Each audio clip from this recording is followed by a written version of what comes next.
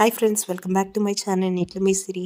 నేనైతే చాలా రోజుల నుంచి ఆంధ్ర స్టైల్లో పూరీ కూర అండ్ గోధుమ పిండితో పూరీలు వేసుకొని తినాలనుకుంటున్నాను. బయట అయితే అస్సలు దొరకట్లేదు, మైదా పిండితోనే ఉంటున్నాయి. అండ్ పూరీ కూర కూడా నేను అనుకున్న టేస్ట్లో రావట్లేదు. సో నేనే అయితే చేసేస్తున్నాను. ఇట్లాగా పోపు వేసేసుకొని దాంట్లో 2 చిల్లీలు తగిలేసుకొని వేసాము.